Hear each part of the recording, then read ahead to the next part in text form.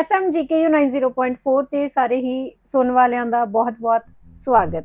ਸੋ programme career counselling ਲੈ ਕੇ ਮੈਂ ਮਨਪ੍ਰੀਤ ਪ੍ਰਾੜ ਹਾਜ਼ਰ ਹਾਂ। ਕੈਰੀਅਰ ਕਾਉਂਸਲਿੰਗ ਦੀ ਅਗਲੀ ਕੜੀ ਦੇ ਵਿੱਚ ਅਸੀਂ ਫੈਕਲਟੀ ਆਫ ਐਜੂਕੇਸ਼ਨ ਦੀ ਗੱਲ ਕਰਾਂਗੇ ਅੱਜ।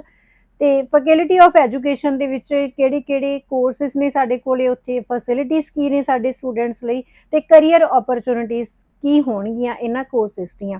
ਸੋ ਇਸ ਦੀ ਜਾਣਕਾਰੀ ਸਾਡੇ ਨਾਲ ਸਾਂਝੀ ਕਰਨਗੇ doctor Kavita Batra, dean faculty of education, Guru Kashi university Talwandi Sabo.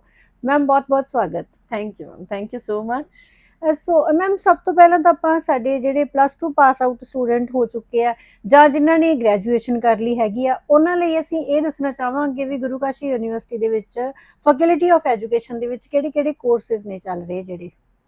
बिल्कुल मैम, गुरु काशी यूनिवर्सिटी में एजुकेशन से रिलेटेड हम कई कोर्सेज चला रहे हैं, जिनमें हमारा अभी 2 ईयर बीएड चल रहा है, एमएड चल रहा है, डीएलएड भी चल रहा है, और अभी हम बीए बीएड और बीएससी बीएड को ट्रांजिशन फेज में जा रहे हैं, जिसमें हम आईटेप की और भी बढ़ रहे हैं। इंटीग्रेटेड टीचर एजुकेशन प्रोग्राम भी जल्दी से हमारे यहाँ स्टार्ट होने वाला है ਜੀ।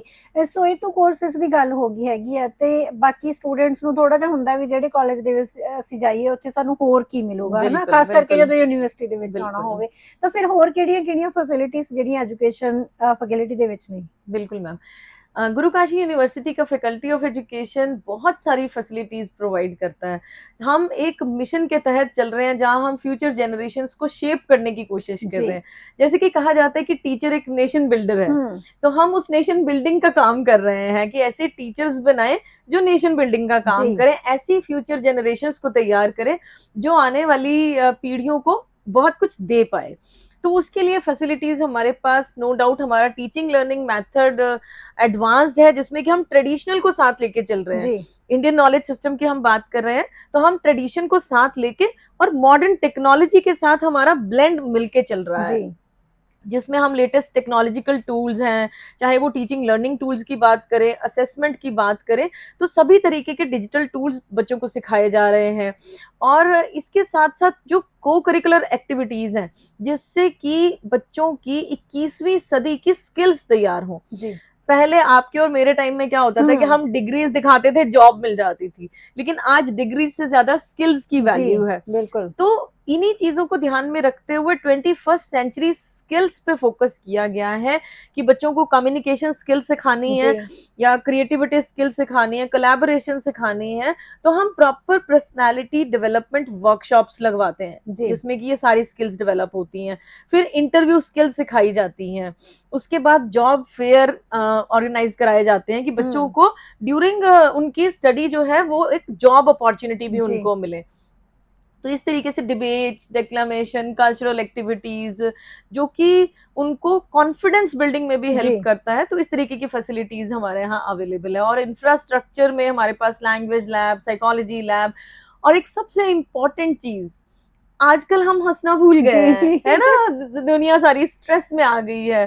तो एक बहुत ही खूबसूरत सा हमारा रेखी हैप्पीनेस सेंटर हमारे यहाँ है एजुकेशन फैकल्टी में, जो कि हमें खुश रहना सिखाता है, जिसमें बहुत सारी फैसिलिटीज हैं। ਹੈਪੀਨੈਸ ਸੈਂਟਰ ਦੀ ਜੇ ਗੱਲ ਕਰੀਏ ਤਾਂ ਉਹਦੇ ਬਾਰੇ ਥੋੜਾ ਜਿਹਾ ਅਸੀਂ ਹੋਰ ਜਾਣਨਾ ਚਾਹਾਂਗੇ, ਥੋੜਾ ਬਰੀਕੀ ਦੇ ਵਿੱਚ ਵੀ ਉਹ ਕਿਵੇਂ ਕੰਮ ਕਰਦਾ ਹੈ ਤੇ ਕਿਵੇਂ ਸਾਡੇ स्ट्रेस ਨੂੰ ਉਹ दूर रखता। बिल्कुल मैम, बिल्कुल। ये एक मैं कहूँ कि एक पॉजिटिव एस्पेक्ट है गुरु काशी यूनिवर्सिटी का, क्योंकि अदरवाइज जनरली सभी जगह ये हैप्पीनेस तरीके के हैप्पीनेस सेंटर्स नहीं है। और ये हैप्पीनेस सेंटर हमारा रेखी फाउंडेशन की तरफ से हमें स्पॉन्सर्ड है, उन्हीं के तहत, उन्हीं के तत्वाधान में हम इसको चला रहे हैं। तो रेखी हैप्पीनेस सेंटर में मैम हमारे पास पूरी मशीनरीज हैं, जिसमें कि बायो फीडबैक है, जो कि आपका पूरा स्ट्रेस लेवल चेक करती है कि आपको कितना स्ट्रेस है। उसके बाद हमारे पास एक्सपर्ट काउंसलर हैं, साइकोलॉजिस्ट हैं, जो कि बच्चों की प्रॉब्लम्स को जानने के बाद उनकी प्रॉपर काउंसलिंग करते हैं, जो कि उनकी एकेडमिक में और पर्सनल लाइफ में दोनों में ही बहुत हेल्पफुल है। हमारे पास बहुत सारे साइकोलॉजिकल टेस्ट हैं, बच्चों की क्रिएटिविटी जानने के लिए, इंटेलिजेंस लेवल जानने के लिए, उनका एप्टीट्यूड, इंटरेस्ट जानने के लिए बहुत सारे साइकोलॉजिकल टेस्ट वहां रखे हैं। और उसका एम्बियंस इतना अच्छा है कि वहां बैठने से बच्चे का स्ट्रेस ऑटोमेटिकली दूर हो जाता है। ਜੀ ਜੀ ਕੈਰੀਅਰ ਓਪਰਚੁਨਿਟੀਜ਼ ਵੈਸੇ ਤਾਂ ਆਪਾਂ ਟੀਚਿੰਗ ਲਾਈਨ ਦੀ ਹੀ ਗੱਲ ਕਰਾਂਗੇ, ਪਰ ਹੋਰ ਵੀ ਕੈਰੀਅਰ ਓਪਰਚੁਨਿਟੀਜ਼ ਦੀ ਜੇ ਗੱਲ ਕਰੀਏ ਤਾਂ ਕਿਹੜੀਆਂ-ਕਿਹੜੀਆਂ ਕੈਰੀਅਰ ਓਪਰਚੁਨਿਟੀਜ਼ ਨੇ? बिल्कुल मैम, पहले ये एक मिथ भी बना हुआ है कि बीएड करके हम सिर्फ टीचर ही टीचर बन बनेंगे। सकते हैं। तो आज के इस बातचीत के माध्यम से मैं ये भी बताना चाहूंगी कि बीएड करके हम सिर्फ टीचिंग में ही नहीं जा सकते, बीएड के बाद बहुत सारी और करियर अपॉर्चुनिटीज हैं। लाइक हम टीचिंग में तो गवर्नमेंट जॉब, प्राइवेट जॉब, और आजकल तो इंटरनेशनल स्कूल के पैकेजेस आपको पता है कि कितने अच्छे पैकेज इंटरनेशनल स्कूल में मिल रहे हैं। आप पीएस टेट की तैयारी कर सकते हो, सी टेट, जो कि हम यहाँ अपने गाइडेंस एंड काउंसलिंग सेल में डिपार्टमेंट में ही कराते हैं ये सब तैयारियां। केवीएस की तैयारी कर सकते हैं। तो ये अपॉर्चुनिटीज तो हुई गवर्नमेंट और प्राइवेट टीचिंग के लिए। इसके बाद आजकल आपने सुना होगा एडटेक कंपनीज बहुत आ गई हैं, जैसे बायजूस की हम बात करें, या फिर और बहुत सारी ऐसी कंपनीज हैं जो कि एजुकेशनल कंटेंट बना रही हैं। तो बीएड करने के बाद आप एक एजुकेशनल कंटेंट राइटर बन सकते हैं, आप अपनी कोई एडटेक कंपनी शुरू कर सकते हैं। और ये जो जनरेशन है इसमें देश के लिए भी कुछ करने का जज्बा होता है। तो आप बीएड करने के बाद किसी एनजीओ के साथ जुड़ सकते हैं, या अपनी कोई एनजीओ खुद बनाना चाहते हैं जिसमें आप सर्व करना चाहते हैं सोसाइटी को, तो आप अपनी एनजीओ बना सकते हैं। और बीएड के बाद अगर हम एमएड की बात करें, कि एमएड करने के बाद करियर अपॉर्चुनिटीज और बढ़ जाती है।